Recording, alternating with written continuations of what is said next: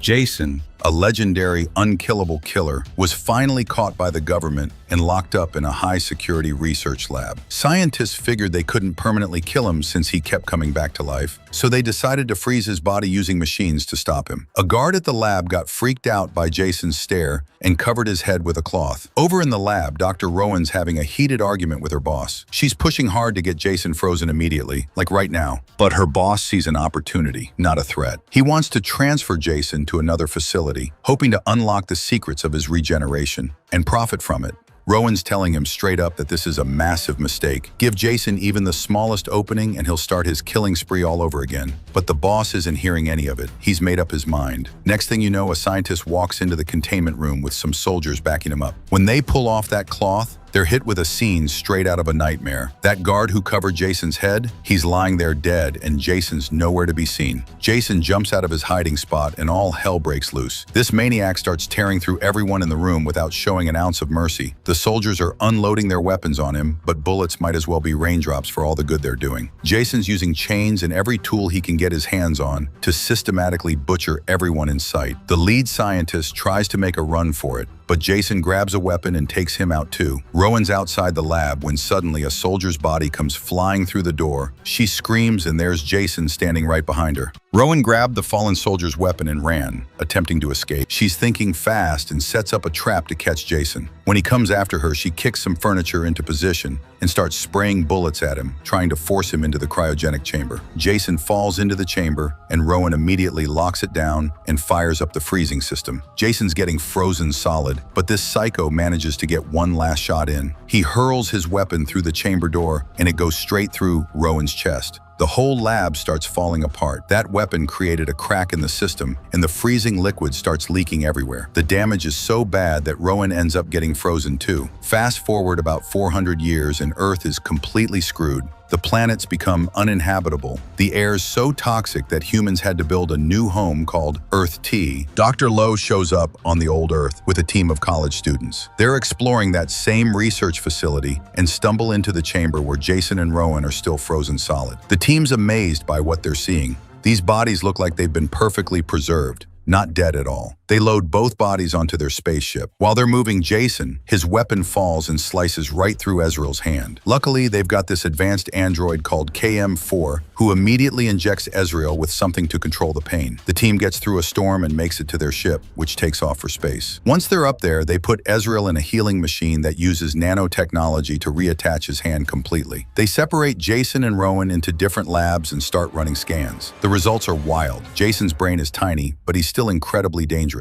They use nanotech to heal Rowan's wound too. Meanwhile, Adrian's trying to get brain samples from Jason. After Rowan's fully healed, she wakes up and immediately slaps Lowe out of panic. Lowe explains that they're now in the future. Later, Lowe sends details about Jason and Rowan to Solaris Research Station, hoping to make some money off saving them. Nobody's interested in Rowan. In this time period, bringing someone back from 400 years ago is no big deal with their advanced technology. But Jason, he's still famous even in the future as a legendary killer. Lowe decides he's going to cash in on Jason's reputation. Back in the lab, Adrian removes Jason's mask and sees his horribly disfigured face. She quickly puts the mask back on and continues her sample work. But behind her, Jason's body is starting to twitch. In another part of the ship, Tsunaro's working on modifying his KM4 android, trying to make her chest look more lifelike. It's tough work, but he's making progress. Suddenly, Jason wakes up completely. When Adrian turns around, he's gone. Jason appears behind her, grabs her face, and hurls her across the room. Adrian's screaming for help from behind the glass, but nobody can reach her in time. Jason grabs her by the hair and dunks her face in liquid nitrogen, freezing it solid. Then he smashes her head against the counter. He picks up his weapon from the operating table and heads out looking for his next victim. Lowe's giving Rowan food and pretending he doesn't know anything about Jason. Rowan tells him the whole truth, that Jason's literally impossible to kill. Lowe introduces Rowan to his other students, and she's pretty impressed by the KM4 android. That's when Waylon walks in carrying Jason's weapon.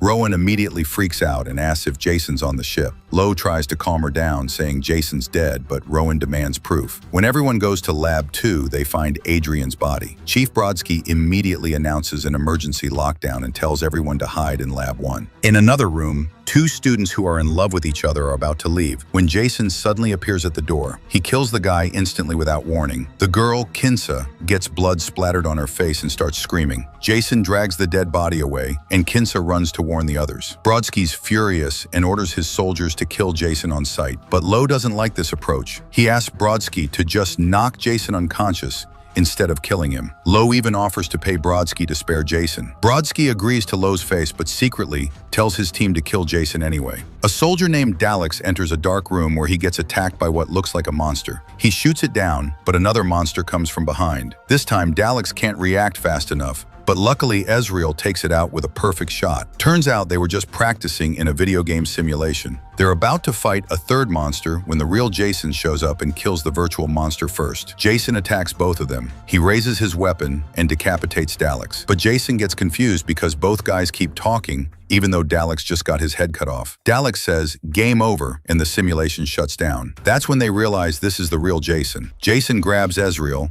and Daleks starts shooting to make Jason release him. But bullets don't affect Jason at all. Ezreal jumps on Jason from behind, but Jason easily catches him and breaks his spine, killing him instantly. Then Jason slams Daleks' head against the wall so hard his brain explodes. Two soldiers come into the room and find the bodies. They immediately report to Brodsky, and everyone's tension level goes through the roof. Engineer Crutch is working with headphones on, listening to music, completely unaware of what's happening. He sees Jason approaching in the reflection of some glass, but before he can react, Brodsky and his soldiers arrive. They yell at Crutch to duck and open fire on Jason. The room gets completely destroyed, but Jason survives. When the smoke clears, his body's gone. Crutch runs to Lab 1 while the soldiers split into two teams to hunt Jason down. They think Jason's badly wounded now, but that's their biggest mistake. Jason sneaks up on one soldier and breaks his neck. Then he finds another soldier alone and attacks him with his weapon. They fight and the soldier lands some punches, but Jason lifts him up and throws him down onto some machinery. When the soldiers find their dead teammates, Brodsky orders them to keep the mission going. Jason makes another surprise attack from behind, cutting another soldier's throat. The dying soldier falls into his teammate's arms, begging for help before dying. The remaining soldier doesn't waste time and opens fire. Jason gets caught on a hook and the soldier activates it, hanging Jason in the air. He radios in that the target's down, but Jason jumps off the hook and uses his weapon to slice the soldier's body in half. Brodsky's searching for his remaining soldiers when he finds one of them hanging from a hook. He realizes he's the only one left, but he's not giving up. He keeps moving forward cautiously. Jason sticks his hand through the wall and pulls Brodsky in. He immediately stabs Brodsky against the wall. Brodsky tells him it won't work, so Jason stabs him again, this time to finish him off. Back in Lab 1, everyone realizes they have no protection left. Lowe contacts the pilot and tells him to increase speed so they can reach Solaris Port quickly. The ship speeds up, but Jason's already behind the pilot and kills him too. The ship crashes straight into Solaris Port without any control. Buildings get destroyed, explosions go off everywhere, and the whole system gets damaged. The ship keeps cutting through buildings and eventually leaves Solaris behind completely. Lowe thinks about regaining control of the ship, but when they look out the window, they see Solaris Port is completely destroyed. All the students are terrified. Lowe tells them another ship will come to help because they've activated the emergency process. Suddenly, someone starts banging hard on the door. Everyone starts screaming, and then the knocking stops. Everyone's confused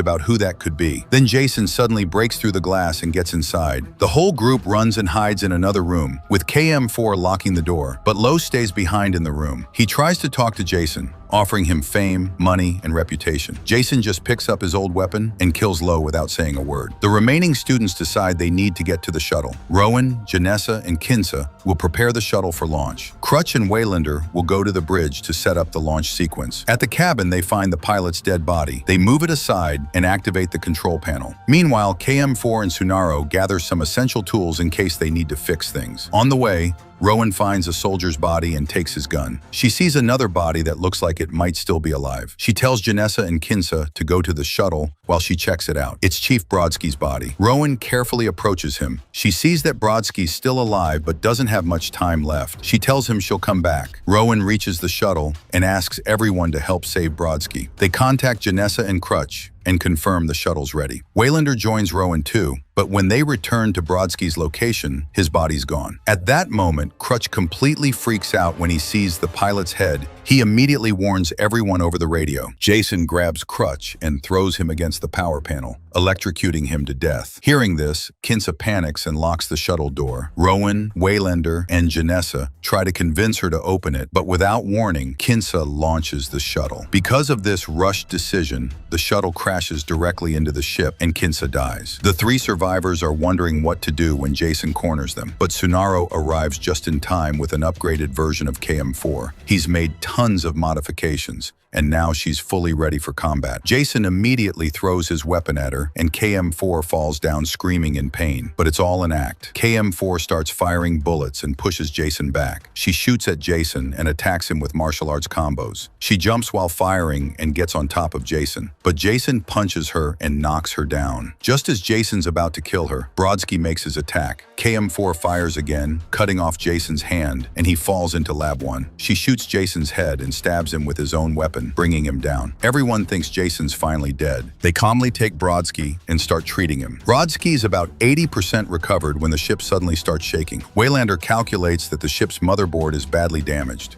Then they get a signal from another ship. It'll reach them in 45 minutes, but their current ship will explode in 30 minutes. Rowan carefully studies the map and finds a section that hasn't been damaged and can be separated from the main ship. They plan to go there, but the healing machine in Lab 1 brings Jason back to life. This time he's become Super Jason, full metal version. They set up bombs in the hallways so they can separate from the ship's damaged sections. The plan works, but as they're leaving, Super Jason blocks their path. KM4 fires, but the bullets aren't affecting him at all. When she tries to punch him, Jason immediately decapitates her. Tsunaro picks up KM4's head while Rowan covers him, but Jason starts choking Rowan. Waylander attacks Jason to give everyone time to escape. Everyone gets to the safe area, and Waylander activates the bombs. Half the ship explodes, and the blast sends Jason flying into space. Waylander dies in the explosion. The rescue ship's getting close now, but then Jason breaks through a wall and starts getting inside. Because of the pressure difference, everything's getting sucked towards space. Everyone's trying to grab onto something to survive, but the grill Janessa's holding onto breaks free,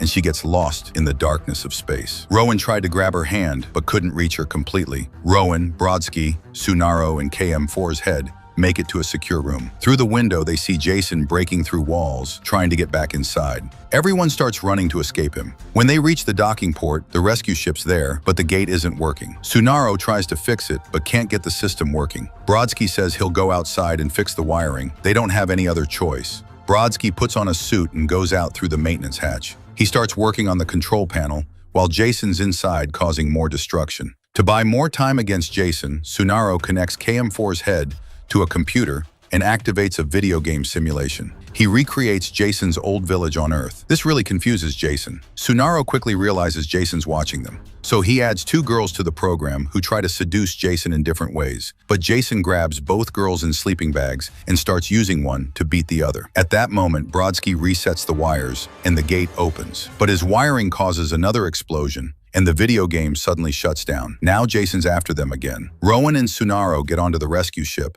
but KM4's head gets left behind. Rowan goes back into the ship to get it, with Jason right behind her. Brodsky arrives and closes the gate. The rescue ship can't wait any longer, so it takes off. Then another explosion hits the other part of the ship. The shock wave from this blast sends Jason flying upward toward Rowan and Tsunaro. But the same shock wave also sends Brodsky in that direction, and both of them enter Earth 2's atmosphere. The heat is so intense that they both burn up and turn to ash. Finally, Rowan, Tsunaro, and KM4's head can breathe a sigh of relief. They comfort each other and say that everything's finally over. On this new Earth, a couple sees a shooting star in the sky and decides to go to the lake to check it out, because the star might have landed there. That shooting star is actually Jason's head, which might still be alive. The couple has no idea what they're about to encounter, setting up the possibility that Jason's reign of terror might continue even in this new world. Give it a like, subscribe to the channel, see you in the next video.